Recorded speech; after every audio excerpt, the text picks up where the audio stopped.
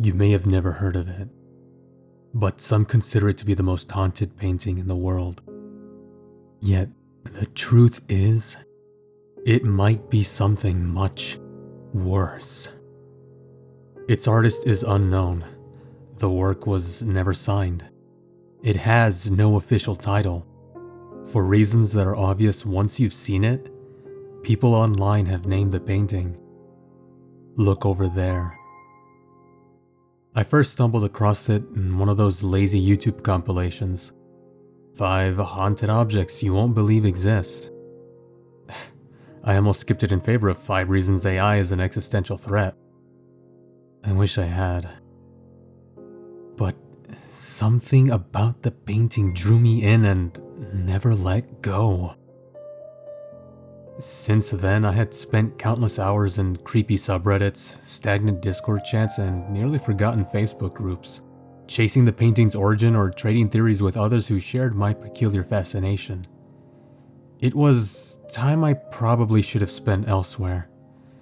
Because of my obsession, my grades were trash and my social life was possibly worse.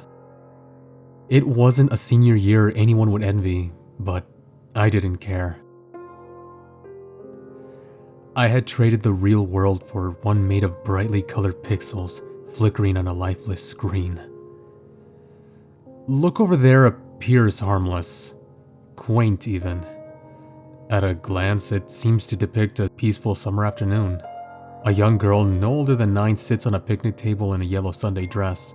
A pointed birthday hat rests crooked on her head. Above her, a handful of balloons waft in the summer air. Behind her, a large birthday cake, already cut, waits. 4 plates circle the cake, each holding an untouched slice. She smiles brightly, pointing toward a white 2-story farmhouse in the distance. 4 glowing windows, 2 on the first floor and 2 on the second, stand out against the faded siding. But it's the front door that pulls your gaze. It's blood red, oversized for the home, trimmed in gold and fitted with an outdated drop ring handle. It offers an invitation your eyes just can't refuse. Who wouldn't want something like that hanging over their fireplace? Unfortunately, the longer you stare, the more uneasy you become. Like looking at something that never should have been captured in the first place. I've become nauseated a time or two for focusing on this painting a tad too long. But I did say at a glance, remember? If you look closer than you should, and I have, simply magnifying the image shows the cake is not fresh. It's dry, covered in patches of mold. Worms tunnel through the filling, feasting on their surroundings. Her dress remains spotless, but her bare feet are caked with dried mud. Nails warped and uneven. 3 glasses lie tipped on their side, nearly empty. Only the 4th, closest to her, stands upright, filled with a reddish drink. The others have spilled into the dirt, pooling beneath her jagged feet. The birthday hat has a red smear near its base. Red like the door. Red like blood. Most believe it's a handprint, but whose hand is the question? It's too big to belong to the little girl. And her smile. It's far too wide for a face so small. It feels unnatural and menacing. Evil, perhaps. But the most disturbing part is the house.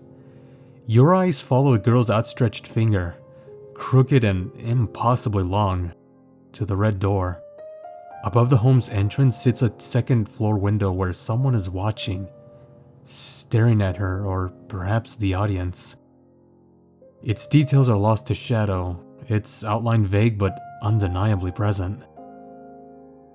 He was nicknamed the Shadow Man for reasons that are all too obvious. Online, people argue about how Look Over There was made nearly as much as the artist's intention. Some swear they can see the fingerprint whorls pressed into the paint near the doorway. Others insist the smears are just expressive brushwork. Everyone agrees on one thing though. The painting dark as it might be, is disturbingly good. Rumor has it those fingerprints belong to the painting's victims. One Redditor claimed to have run one of the prints. They belong to the last known owner of the painting, Melissa Banks. It's an odd detail that feels both impossible and strangely plausible. From what I've pieced together, the painting first surfaced in 2008 in an eBay listing titled "Haunted Painting for Sale. Buy at your own risk." The price? $1. The seller claimed to have bought it at a yard sale. The previous owner had died young, apparently of natural causes, but left a note taped to the back that reads, "I know what's behind the door." And that was all it said. No explanation, no warning. Why couldn't he just tell the rest of us? Would have saved me a lot of trouble. It sold quickly, but within a month it was listed again.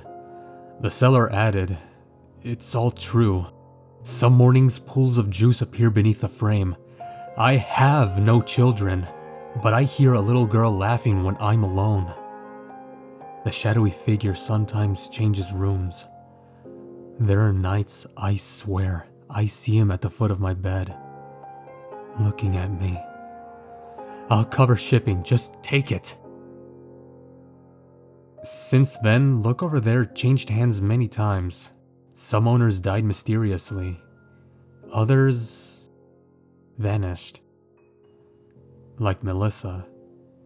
She was a collector of haunted objects with a modestly popular YouTube channel called Missy's Creepies. On March 5th, 2010, she posted an Instagram photo smiling with a painting. 3 days later, she went home after work and disappeared without a trace.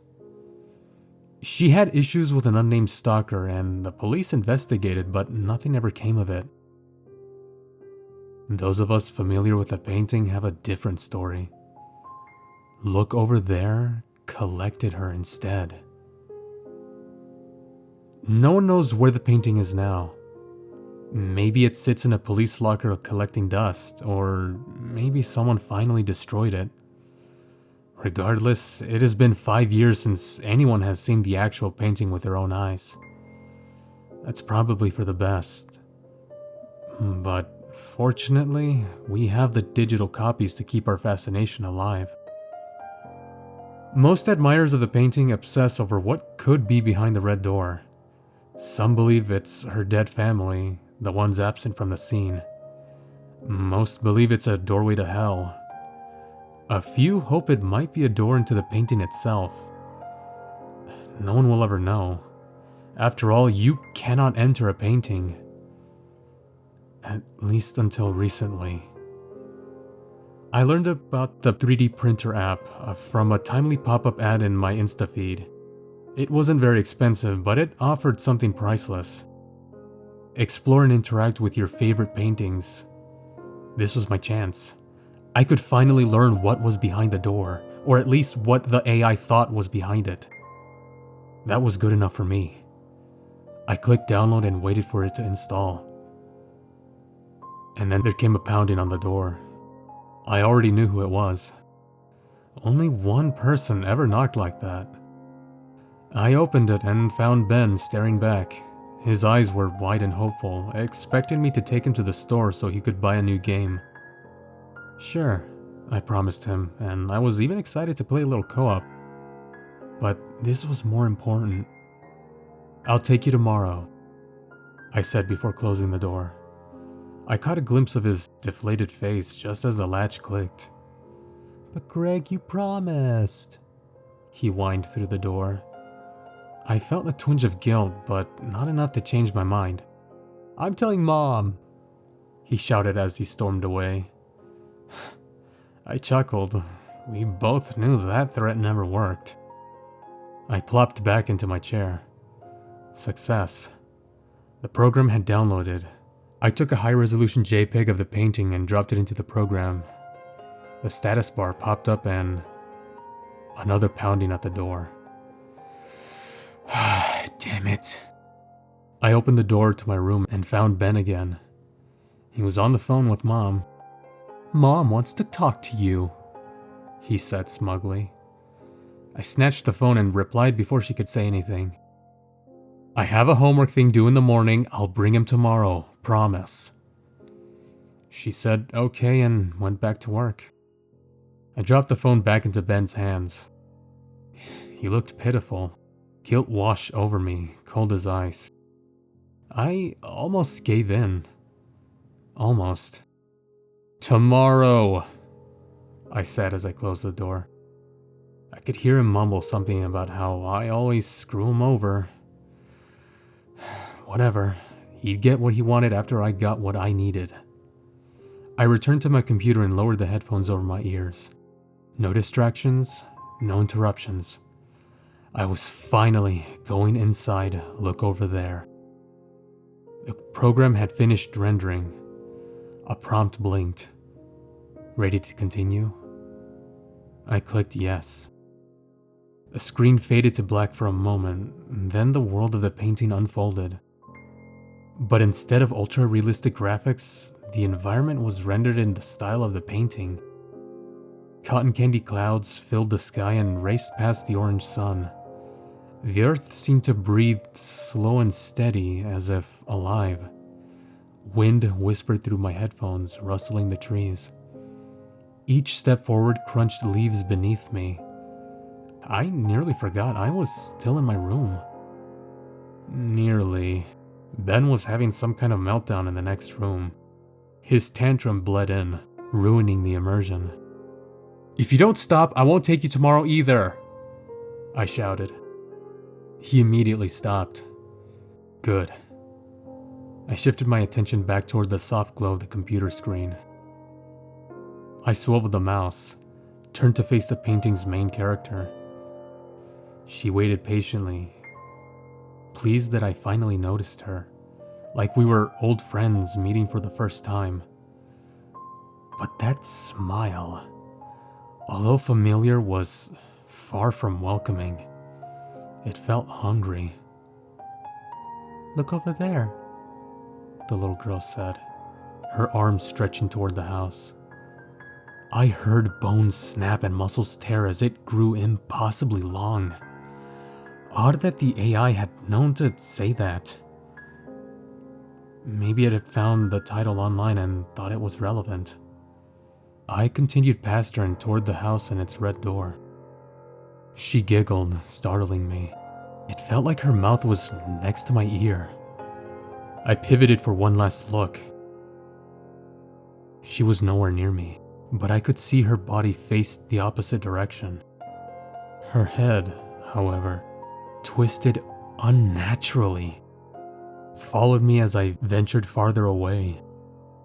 Probably a glitch. Finally, I stood before the red door. In the upstairs window, the Shadow Man watched. Soon, I thought. I moved the mouse cursor over the golden handle. It clicked and the door swung open. Inside, the house looked painfully ordinary. Disappointing. I wandered through the foyer, the living room, the kitchen, the dining room, upstairs. I checked every bedroom, every closet. Nothing. Not even the Shadow Man. Maybe he was somewhere else. Back downstairs, I was ready to quit. Maybe even ask for a refund. Then I noticed a narrow red door beneath the stairs. One I could have sworn wasn't there before. Maybe it was just painted in. I opened it and began to descend. Down and down into the darkness. The staircase seemed endless, yet faint murmurs drifted from ahead, almost like whispers. The basement stretched beyond what I thought possible. Cages lined the walls, all holding people. Faces blurred. Yet one froze me. Melissa Banks. Her hair was shaved to the scalp, one eye gone, teeth missing, fingers removed. But it was her. He needed blue, so he took my eye. When he needed white, he took my teeth, she said, her voice hollow and sickly. Melissa's gaze locked onto me and she lunged. What will he take when he needs you? Creeped out, I jerked the mouse, spinning my on-screen presence. That's when my heart ran cold. I saw a very familiar face. Ben. He was locked in a cage, tears streaking his tiny face. Greg, he got me too, he cried. He shook the bars. Get me out of here before he comes back. It looked and sounded just like him. How the hell was that possible? I felt violated. Whoever coded this nightmare had no right to hijack my personal life and mix it into this horror show. I was going to one-star this app into oblivion. Before I could grasp what I was experiencing, the other poor souls joined in. Every person trapped began to scream for release. The sound swelled, desperate voices layering until the room glowed a dim red. Silence. Fear. Please, not yet, someone muttered. I have more to give, another interjected. What's happening? I asked futilely. My words had no chance of reaching the world beyond the screen. Suddenly, the floor of Melissa's cage split open. She dropped straight through, her cries fading into the dark. I clicked my mouse and followed the sound of her begging, the screams guiding me to a neighboring room. Behind me, I heard Ben whisper, "Don't go." Creepy, sure, but this wasn't real. Couldn't be. It was just ones and zeros, nothing to fear. Ben was in the next room, angry but with me in the real world, not in the computer, not in the painting. So I continued. Inside, a rickety conveyor belt clattered toward a massive cylinder rigged with gears and pulleys. The floor shuddered as Melissa rose from the ground onto the belt. It carried her forward unrelenting until she toppled into the machine. Her voice was lost beneath the grinding. Metal roared, bones snapped. It was like she was being chewed, slowly, piece by piece. I couldn't listen any longer. I yanked off my headphones and pushed away from the screen. This was too much. It couldn't be real. The AI had to be taking this from my hard drive and twisting it into this. Right? I exited the app and turned off the computer. I couldn't wait to tell others about my experience, but I don't think I'd ever load that software again. I heard another pounding on my door. Relief. Back to reality. I decided to stop being selfish and take Ben to the game store. I opened the door, ready to give him the good news. But the hallway that connected to my room was gone. Vanished. Then so was my bedroom. Gone in a blink. I stood outside in front of the house from the painting. But this time it wasn't digital. It no longer looked like art. It was real. I was truly in Look Over There. And this was no simulation. I could feel the wind on my skin. And it reeked of death. A giggle came from behind me. I knew exactly who it was. I turned, heart pounding and bladder weakening. The young girl sat at the picnic table, smiling. In the painting, or even in the simulation, she might have looked like a sweet child, but in person, she was something else entirely. Her eyes glowed yellow. There was something feral in her presence. dangerous. She shoveled mouthfuls of the rotted cake into her face, speaking with her mouth full. "Welcome," she said, her voice the same as in the simulation. Her arms stretched again, this time tearing the skin to reveal bone and ligaments underneath. "He's waiting for you, Greg," she said, laughing. Chunks of molded cake and chewed worms sprayed in my direction. The Shadow Man. No thank you. This was beyond anything I wanted. Too real. Too terrifying. I turned to run but slammed into the red door. I refused to go inside, so I spun around only to find myself already in the dining room. It wasn't boring anymore. God, I wish it was. On the dining room table sat several buckets filled with severed human parts. Everything from heads to toes. Not a single piece was bloodied. Everything was unnervingly clean, as if someone intended to preserve them rather than waste them. My heart was pounding. Panic was starting to set in. What should I do? What could I do? Then I heard a voice. "I'm so happy you enjoyed my work." A voice called from upstairs. "Come upstairs, please.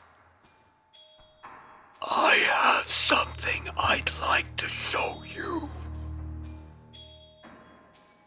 I looked at the front door. "I could force you if I wanted, but I thought I'd be polite to a fan." I turned toward the basement door and thought of my brother. I needed to find him. Help him. He was in here because of me.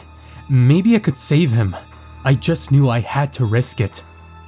"Ben's fine," he said, cutting off my train of thought.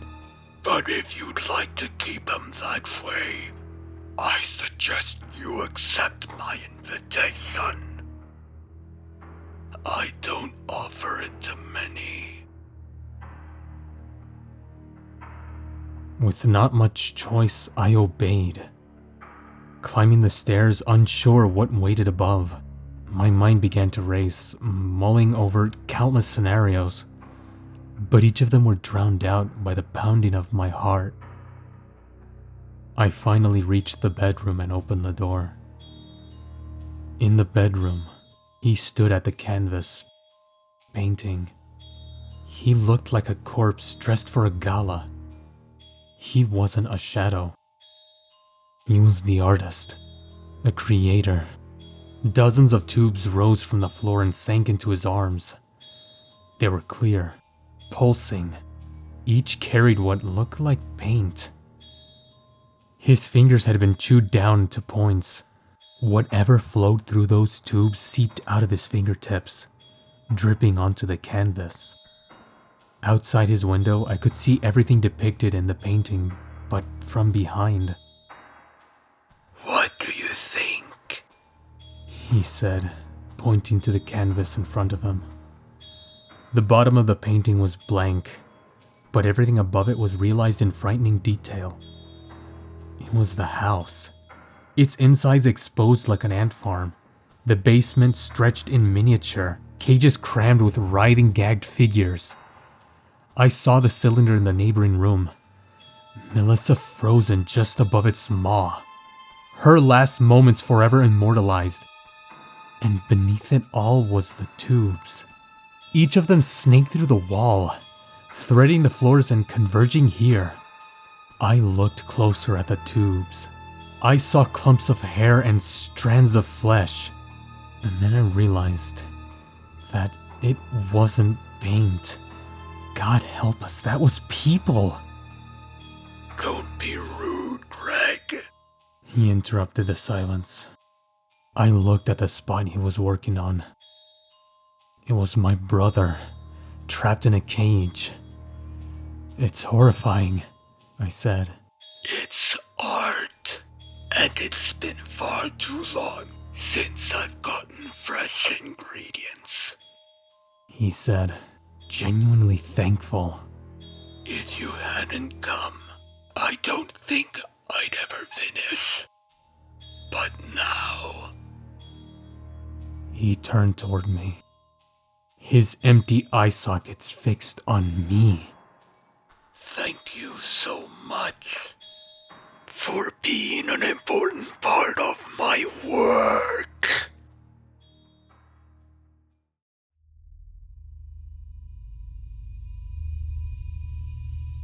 And now, I feel like I've been trapped in this cage for years. Ben is gone. All of him. Used up. I'm missing my left eye. He used it for the trees. My teeth are gone. Blended into the house. Soon, I'll be used up too. Forever. A part of the art. I'm sort of honored. The room glows red. I await, almost hoping it's my turn. But then I notice someone, watching, interacting through the same software I used. To them, it's only an app. I beg for release, but the floor splits open beneath me. I plunge into darkness. My last thought isn't of Ben, not even of myself. It's of them. And I wonder what he will make of them.